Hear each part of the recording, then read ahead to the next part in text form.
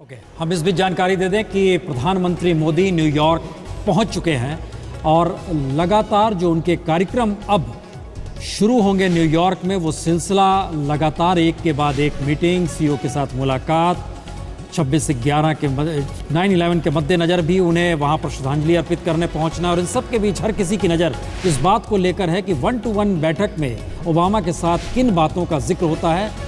लेकिन John F Kennedy हवाई अड्डे पर उनका विमान उतर चुका है, जो जानकारी आ रही है। प्राइम मिनिस्टर मोदी न्यूयॉर्क पहुंचे हैं और ये कई मायनों में बड़ा महत्वपूर्ण है। और लगातार जो सिलसिला वहां से यह निकल कर आ रहा है कि एक लंबे अरसे तक, ये आप देख पा रहे हैं स्क्रीन पे, जो जहाज पहुंचा है एयर इंडिया का विमान, अभी उतरने का इंतजार किया जा रहा है। और ये एक सिलसिला ऐसे मौके पर इन सब के बीच हम एक चीज़ और बता दें, चूँकि संयोग से ये ताज़ा तस्वीरें आप देख पा रहे हैं जो अमेरिका में विमान उतरा है प्राइम मिनिस्टर का। और ये बड़ा महत्वपूर्ण है कि आज ही के दिन संयोग से, इससे पहले एक लंबी बहस चलती रही कि वीज़ा ना दिया जाए और नहीं दिया गया, और ह्यूमन राइट्स की तरफ से लगातार हल्ला हंगामा इस पूरी दुनिया में मचता रहा। और इन सब के बीच संयोग से आज ही एक पेज का सम्मन भी जारी हुआ, जिसमें इस बात का जिक्र है कि अगले 3 हफ्ते के भीतर, 21 दिनों के भीतर आप या आपके वकील के ज़रिए इसका जवाब दिया जाना चाहिए। इसको लेकर भारत के विदेश मंत्रालय ने कहा है कि एक ध्यान भटकाने की कोशिश है। जिस तरीके से ये सम्मन जारी किया गया ठीक उसी दिन जिस दिन प्राइम मिनिस्टर मोदी को वहाँ पहुँचना है। लेकिन हर किसी की नज़र इस बात को लेकर है कि संयुक्त राष्ट्र में नवाज शरीफ क्या कहते हैं, उसके बाद क्या वो इस रूप में एग्रेसिव है। काक साहब, ये क्या माना जाए कि कोई ऑप्शन नहीं है नवाज शरीफ साहब के पास कश्मीर से हटकर बोलने का? इतना दबाव है पाकिस्तान में उनके भीतर?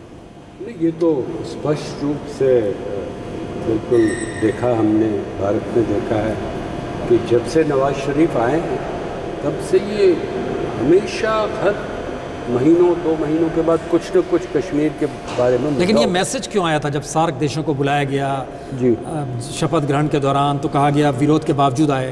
प्रसून जी, क्या मैसेज आया था आप जानते होंगे। कितना वक्त लगा उनको निमंत्रण दिया और उनकी रिएक्शन, वो वक्त किस लिए था? वो अपने जो उनके बॉसेस हैं जो रावलपिंडी में हैं, पाकिस्तान की थल सेना, जब तक वो क्लियर नहीं करते वो आते नहीं। तो फिर मेरे ख्याल में कुछ नेगोशिएशन, इंटरनल नेगोशिएशन हुई है, उसके बाद वो आए। तो उन्होंने कहा कि देखें, यहाँ तो जाएं, इसके बाद देखेंगे। उसके बाद आपने देखा उनका दबाव जो इतने सालों से दबाव सेना का है। जी हाँ, और क्या है, सेना चलाती है पाकिस्तान। हम जो कुछ भी कहें, जो कुछ भी आप समझौता करिए फॉरेन मिनिस्ट्री से, फॉरेन मिनिस्ट्री की फाइल GHQ में जाती है, क्लियर होके वापस आती है। ये वो बात नहीं है कि हम उनके साथ बातचीत करके करते हैं, फाइलें देखते हैं। कहाँ जाएंगे, अफ़गानिस्तान हो, आपके परमाणु शस्त्रों का प्रोग्राम हो, भारत के साथ रिश्ते हों, अमेरिका के साथ रिश्ते, जो मेजर बजट जो डिफेंस की है, जब तक वो उनका लास्ट वर्ड टेबल पर नहीं आता है, पाकिस्तान एक कदम नहीं चल सकता। नवाज शरीफ हो, बेनज़ीर हो, मुशर्रफ तो खैर खुद ही सेना अध्यक्ष थे, उसके बाद आपको पता होगा जब वो राष्ट्रपति बने थे, उसके बाद शुरुआत होगी उनके निकलने की, क्योंकि वो दबाव उन पर अशफाक कियानी का लगता रहा। इंतज़ार हो रहा है कि एयर इंडिया का दरवाज़ा वो खुले और सीढ़ियाँ लग गई है, प्राइम मिनिस्टर उतरे हैं। और इस यात्रा को लेकर कई तरीके से अलग अलग कयास भी लगाए जा रहे थे। और शायद दुनिया की नज़र इस यात्रा को लेकर इसलिए महत्वपूर्ण है क्योंकि इससे पहले जो मुलाकातों का सिलसिला प्राइम मिनिस्टर मोदी का रहा है, उसमें पहले पड़ोसी देशों को देखना, उसके बाद जापान की यात्रा हो, चीन के राष्ट्रपति का आना हो, ऑस्ट्रेलियाई प्रीमियर की विज़िट हो, ये सारी चीज़ें बतलाती हैं कि अमेरिका को लेकर वह उत्सुकता इस रूप में नज़र नहीं आई जो मनमोहन सिंह के दौर में नज़र आती थी। और इसमें शायद एक स्ट्रेटजिकली क्या माना जाए कि राणा साहब की अमेरिका सबसे पहले, मनमोहन सिंह जब प्राइम मिनिस्टर बने थे सबसे पहले अमेरिका ही गए थे जी। और थोड़ा इंतज़ार मोदी साहब ने किया और एक लंबा इंतज़ार का मौका भी दिया। ये एक डिप्लोमेटिक स्थिति थी, भारत की अपनी रणनीति कूटनीति के तहत था। नहीं, देखिए, सबसे पहले तो बात ये है कि अपने नेबर्स की तरफ उन्होंने अच्छी तरह ध्यान दिया। सचमुच में हमारे लिए एक शर्म की बात है कि 26 साल से लगातार कोई भारत का प्रधानमंत्री को काठमांडू जाने का टाइम नहीं मिला बायलैटरल विजिट पे। इस पर हम देखिए, ये इसको किस तरह हम एक्सप्लेन कर सकते हैं? कोई पूछे कि यार तुम क्या करते हो, फिनलैंड जा सकते हो, ईस्ट यूरोपियन कंट्रीज जा सकते हो, लेकिन अपने पड़ोसी देश नहीं। तो मोदी साहब ने ये इसको एक अच्छा रूप दिया है कि विदेश नीति पहले अपने रीजन से शुरू कीजिए। अच्छा, अमेरिका जाना अच्छी बात है, बहुत ज़रूरी भी है। पाकिस्तान का ये ड्रामा तो चलता रहेगा। मैं समझता हूँ भाई साहब, मैं पाकिस्तान के बारे में बड़ा विद्वान नहीं हूँ, लेकिन मैं ये समझता हूँ कि पाकिस्तान की तरफ एक तरह की बेनाइन निगलेक्ट की पॉलिसी हम थोड़ी बहुत देखा है। मेरे मित्र प्रोफेसर मुनी साहब ने कहा कि ये कश्मीर का जो सिलसिला, कश्मीर का मुद्दा नवाज शरीफ साहब उठाएं तो 2-3 सेंटेंस में जवाब देना चाहिए। मैं तो कहता हूँ 1 सेंटेंस में जवाब दे दीजिए। जवाब लेकिन देना चाहिए, आपकी भी सहमति है? संक्षेप में कुछ तो कहना चाहिए, लेकिन उसके बाद उनको जो कहना है वो कहने दो। पाकिस्तान का क्या कि अभी उसका ध्यान क्या है कि किसी तरह भारत और अमेरिका के बीच, भारत और चीन के बीच, भारत और जापान के बीच संबंध को बिगाड़ने की कोशिश कर रहा है। करने दो। ये कहते हैं ना कि कैरावान तो चलता रहेगा, बाकी लोग भोंकते रहेंगे। हम नहीं, आप जिस बात का श्रीकांत शर्मा साहब, हम लगातार देख रहे थे जो पाकिस्तान के अखबार थे और जो रिएक्शन पाकिस्तानी जर्नलिस्टों की तरफ से लगातार आ रहे हैं, उसमें जिस तरीके की स्वागत की तैयारी अमेरिका में प्रधानमंत्री मोदी को लेकर है, इससे भी वो दुखी नज़र आ रहे थे। वो लगातार जो डिस्कशन चल रहा है, चाहे न्यूज़ चैनल पे आ रहा हो या साइट्स पे आ रहे हैं, डॉन अखबार के हम देख रहे हैं, इसका मतलब क्या निकाला जाए कि न्यूयॉर्क से नवाज शरीफ साहब लौट जाएंगे, वो वाशिंगटन नहीं जाएंगे, मुलाकात इस बार नहीं होगी ओबामा साहब से उनकी। ये मैसेज क्या है कि कहीं एक नई स्ट्रेटजी है एशिया के भीतर जो आप देख पा रहे हैं, या ये देख रहे हैं कि पाकिस्तान को लग रहा है वो अलग थलग हो रहा है? मैसेज क्या है? पाकिस्तान तिलमिलाया हुआ है, क्योंकि पाकिस्तान को वो स्थान, वो प्रतिष्ठा नहीं मिल रही है वाशिंगटन में और न्यूयॉर्क में जो इसके लोग चाहते हैं, और उसके कारण भारत नहीं है। उसका कारण पाकिस्तान का जो दुनिया में जो कुछ हो रहा है और जो अमेरिका के सामने जो चिंताएं हैं, उसमें पाकिस्तान की जो भूमिका है उसके कारण है, और पाकिस्तान के जो एसोसिएशंस हैं, तो उस कारण पाकिस्तान अलग थलग पड़ ही जाएगा। अब पाकिस्तान ज़बरदस्ती भारत का दामन पकड़ के उसको घसीट के चाहता है कि वो बीच में आ जाए, तो वो उसकी जो नीति है वो ये है कि किसी तरह से भारत के साथ तनाव बना रहे, और तनाव का कारण भारत हो। दोनों चीज़ बनाना चाहता है वो, एक तरफ तनाव बढ़ाना चाहता है, दूसरी तरफ उसका ब्लेम भारत को देना चाहता है। तो इसलिए वो छुटपुट जो डिप्लोमेसी चलती रहती है, वो सत्ता जजी ज़ाहिर होने का आप पहल कीजिए जैसे कि हमने कोई गलती की हो, तो वो हमको उसमें घसीटना चाहता है। और संयुक्त राष्ट्र संघ में जो भाषण दिया जाएगा वो कोई नई बात नहीं होगी। पिछले 40 सालों से हर साल वो संयुक्त राष्ट्र संघ में जाके वही घिसी पिटी बात करते हैं, और उसमें थोड़ा बहुत नया मिर्च मसाला लगा देंगे। और भारत की पोजीशन जो कश्मीर के ऊपर है उसका हम लोग उस समय अनाउंसमेंट कर देते हैं कि हमारी पोजीशन ये है बस। नहीं, आप कह रहे हैं घसीटना चाह रहा है क्या मल्होत्रा साहब? ये हम मान के चलें कि पाकिस्तान सिर्फ जैसा जिक्र कर रहे हैं कि शायद वो अलग थलग पड़ रहा है, लेकिन इसके रिएक्शंस तो हमें नज़र आएंगे ना, सीमा लाइन ऑफ कंट्रोल पे भी नज़र आएंगे। अगर सेना का दबाव है, जैसा चुनाव साहब ने कहा कि उनके पास भी ऑप्शन भी नहीं है नवाज शरीफ के पास। इसको एक रेलेवेंस और कॉन्टेक्स्ट के हिसाब से देखना चाहिए। एक ट्रेडिशन है कि हम कश्मीर का मुद्दा उठाएंगे every time that we go to UN assembly Pakistan. दूसरा ये है दैट हम लोग सोच रहे हैं कि मोदी साहब अमेरिका जा रहे हैं, एक अमेरिका इंडिया कॉन्टेक्स्ट में। Pakistan is looking at only the context जो उनका रेलेवेंस है एक इंडिविजुअल का, नवाज शरीफ का, खुद उनकी जो हालत है विद इन द कंट्री, जब उनकी खुद की पोजीशन अंडर चैलेंज है, he has to prove himself कि साहब मैं पाकिस्तान की चीज़ को दुरुस्त तरीके से बताऊं। दूसरा कंटेक्स्ट है। कंटेक्स्ट ये है कि साहब Modi is being upstage and Indo American relationship are being upstage. वो ये कहना चाहते हैं कि इंडिया एंड पाकिस्तान एक ही दर्जे में, हाइफेनेटेड रिलेशनशिप। और हम ये कह रहे हैं कि हम लोग तो इस हाइफन को मानते नहीं, we are a far different country. तो इस कॉन्टेक्स्ट को लेके ये सब कुछ होगा जो भी आप देखेंगे। तो as far as our prime minister is concern, Modi साहब को सिर्फ उतना ही मिनिमम कहना चाहिए वेयर इट सेज कि इसके बारे में वाकिफ है और एक पोजीशन है। आप जिस बात का जिक्र कर रहे हैं गौरव, आप न्यूयॉर्क में, हमारी आवाज़ अब तक आ रही है, तो जरा बताइए कि स्वागत की तैयारी वहाँ पर किस तरीके की है, और इससे पहले चूंकि आपने देखा है प्राइम मिनिस्टर मनमोहन सिंह का स्वागत वहाँ किस रूप में, क्या कुछ हटकर है या सब कुछ सामान्य है? गौरव। प्रसून जी, जमीन आसमान का फर्क है। पूर्व प्रधानमंत्री मनमोहन सिंह जब प्रधानमंत्री के तौर पर न्यूयॉर्क आए थे यूएन जनरल असेंबली के लिए, और अब इस बार जब प्रधानमंत्री नरेंद्र मोदी यहाँ पर आ रहे हैं, या अभी अभी उनका विमान यहाँ लैंड किया है और जबरदस्त तैयारियां हैं उनके स्वागत के लिए। अभी थोड़ी देर पहले हमारे इंडिया टुडे का जो round table, global round table हो रहा है न्यूयॉर्क में, उसमें सेनेटर विलियम कोहेन ने हमको बताया कि वॉशिंगटन डीसी बहुत बेसब्री से नरेंद्र मोदी की प्रतीक्षा कर रहा है। भारत और अमेरिका के संबंधों में एक नया अध्याय जुड़ने वाला है, ऐसा अमेरिका का मानना है।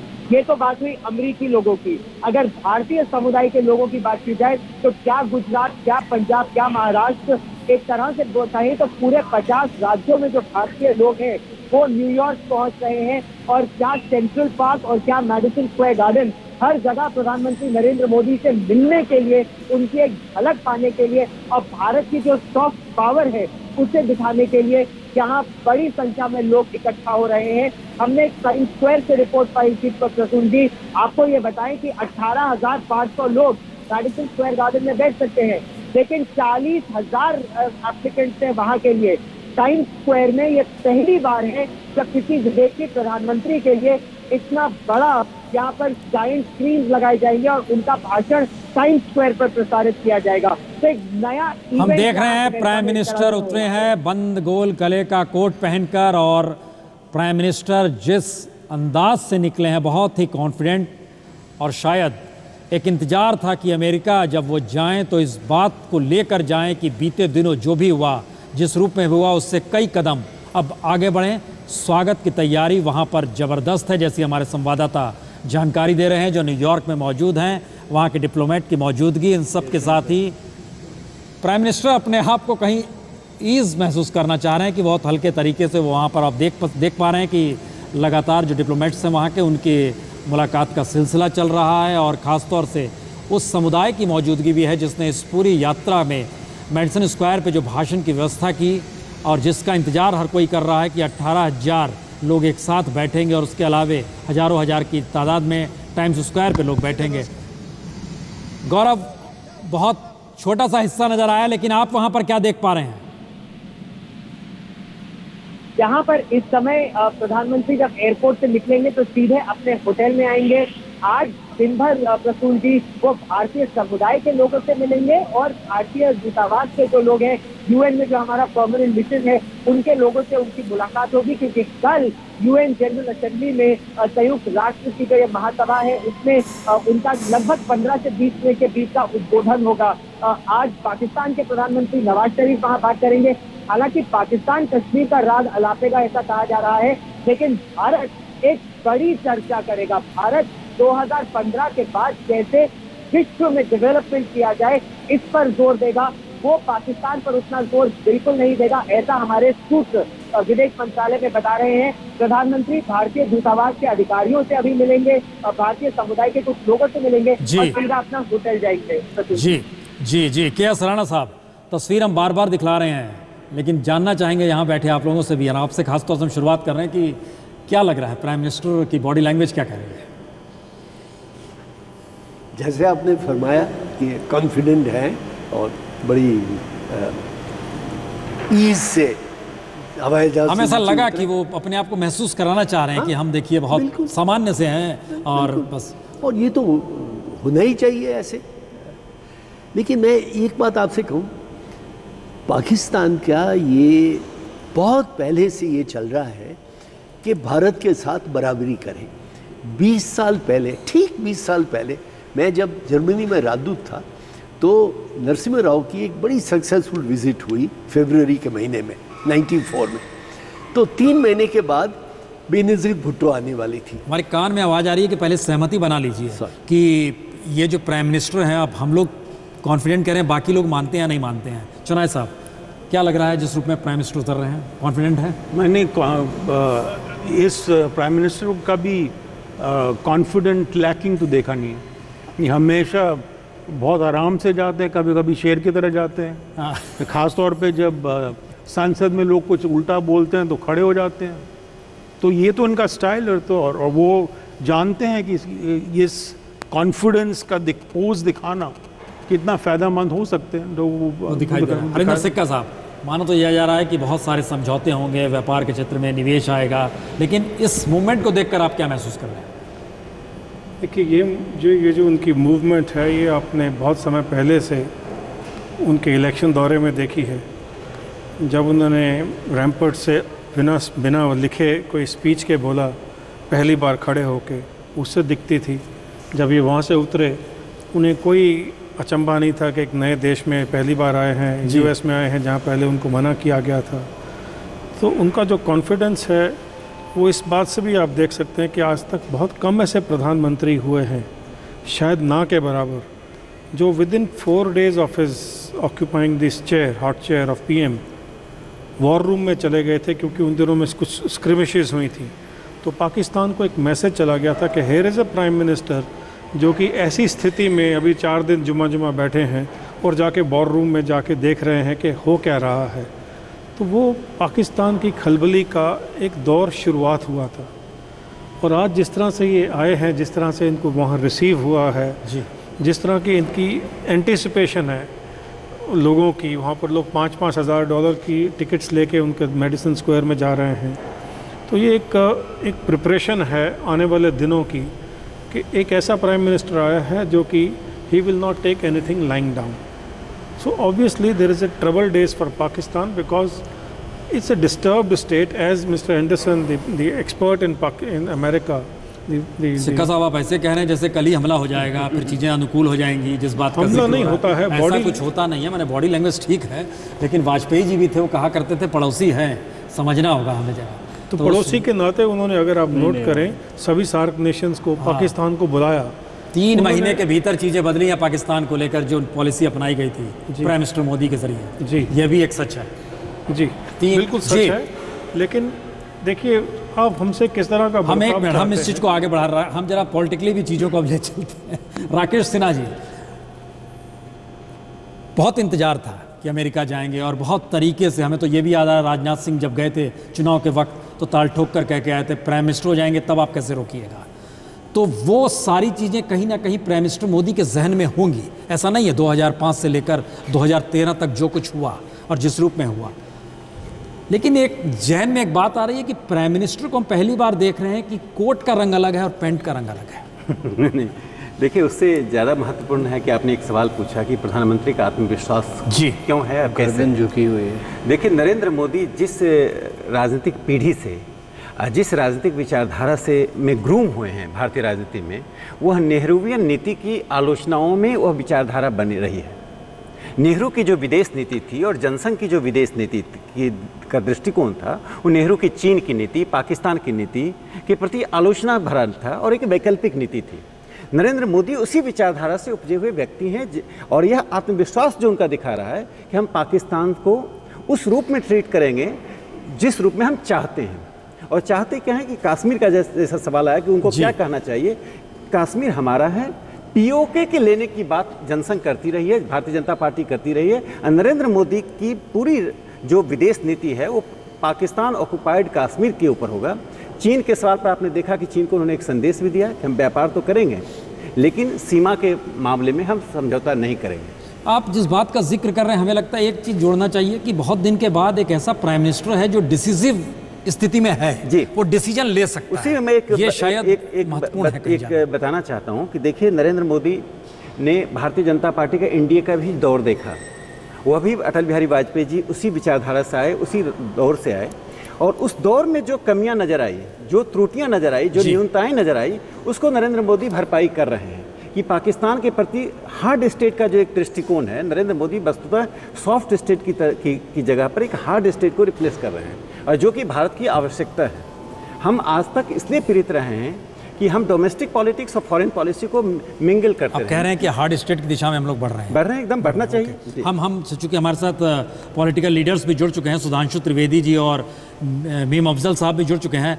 सुधांशु त्रिवेदी जी, 2 सवाल। एक सवाल तो ये कि प्राइम मिनिस्टर जिस रूप में उतरे आपने देखा होगा, उनके कॉन्फिडेंस लेवल को दिखाई दे रहा है, सारी चीज़ें हैं। क्या राय निकल रही है जब वो अमेरिका में अब उतरे हैं और एक लंबा इंतजार था? और दूसरी स्थिति है, क्या वाकई कश्मीर के मद्देनज़र अब से कुछ देर बाद अगर जिक्र संयुक्त राष्ट्र में हो जाता है तो प्राइम मिनिस्टर इसका जवाब संयुक्त राष्ट्र में ही देंगे, ऐसा लगता है? देखिए, मोदी जी जो अमेरिका पहुंचे हैं जी, तो उसमें एक बड़े परिवर्तन के बाद पहुंचे। जैसा कि अभी कहा भी जा रहा था, देखिए जापान से वो बातचीत करके आए, चाइना के राष्ट्रपति आके गए, ऑस्ट्रेलिया के प्रधानमंत्री आके गए। तो यानी अगर आप संपूर्ण विश्व को देखें तो पूर्व से पश्चिम तक के सारे छोरों पर जो महत्वपूर्ण राष्ट्र हैं, दोनों छोरों पर, उनके साथ एक डिप्लोमेटिक लेवल पे एक बड़ा फलक खींचने में मोदी जी सफल रहे। यहां पे मैं ये कहना चाहूंगा, अभी आप लोगों के विशेषज्ञ लोग चर्चा कर रहे थे कि पाकिस्तान को हम उस ढंग से ट्रीट करेंगे जिस ढंग से, मतलब उसको कोई अपमानजनक भाषा में नहीं कह रहे हैं, कि जिस प्रकार से भारत जैसे देश को ट्रीट करना चाहिए। पाकिस्तान की जो ये कहा जा रहा है इच्छा रही कि वो भारत के बराबर रहे, मगर आज विश्व अब इसको महसूस करने लगा है। मैं बताना चाहता हूं, अमेरिका ने करीब 3-4 साल पहले